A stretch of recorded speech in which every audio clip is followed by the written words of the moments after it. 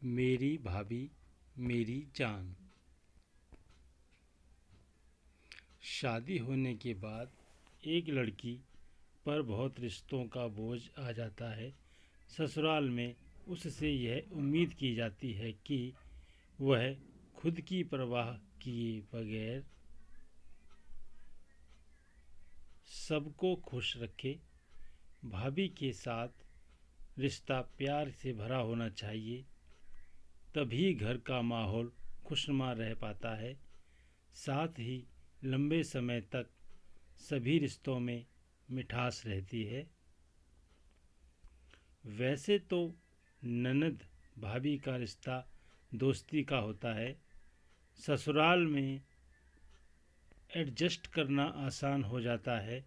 यदि ननद अपनी भाभी को पसंद ना करे तो उसका ससुराल में रहना दुर्भर कर सकती है। इसमें कोई दो राय नहीं है। हर रिश्ते की तरह भाभी और ननद के रिश्ते में भी कई तरह की चुनौतियां आती हैं, लेकिन दोनों को यह समझना चाहिए कि वह एक दूसरे का सहारा हैं। ऐसे में भाभी के आने के बाद घर की चीज़ों को समझने में उनकी मदद करके मजबूत रिश्ते की नींव रखने की पहली जिम्मेदारी ननद की होनी चाहिए। यदि हम चाहते हैं कि भाभी हमारा ख्याल रखें तो पहले आपको उन्हें वह प्यार और सम्मान देना होगा जो आप अपनी माँ को देते हैं। भाभी को यह समझना चाहिए कि ननद की शादी के बाद उसके माता पिता का ख्याल भाभी को ही रखना है। माना जाता है कि शादी के बाद लड़की का मायका उसके लिए पराया हो जाता है। वहाँ उसे तभी जाना चाहिए जब उसे कोई बुलाए, जैसे रक्षाबंधन, भैया दूज या कोई फंक्शन। माता पिता के बाद भैया भाभी की ही होती है, भैया भाभी के होते हैं जो आपको मायके से जोड़े रखते हैं।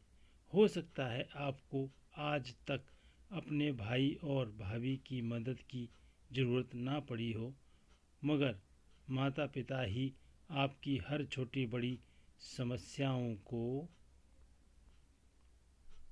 सुलझाते आ रहे हैं। लेकिन उनके दुनिया से जाने के बाद भैया भाभी ही आपके लिए सहारा बनते हैं।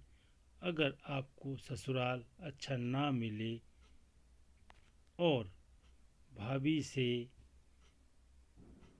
रिश्ता अच्छा नहीं हुआ तो ज़रूरत पड़ने पर वह आपके भाई को आपकी मदद करने से रोक सकती है, क्योंकि भाभी ही आपके और आपके भाई के बीच का पुल का काम करती है।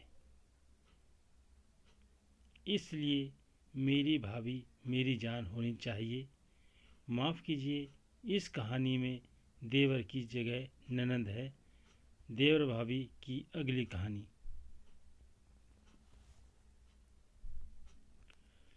ईश्वर हम सबके जीवन को खुशियों से भर दे और दुखों से दूर रखें। अपने व्यस्त जीवन से अमूल्य समय निकालकर यहाँ तक वीडियो देखने के लिए बहुत बहुत बहुत बहुत धन्यवाद। मिलते हैं अगले रहस्य के साथ नई वीडियो में। कृपया करके 3 बीटल्स चैनल को सब्सक्राइब करें। राम राम जी।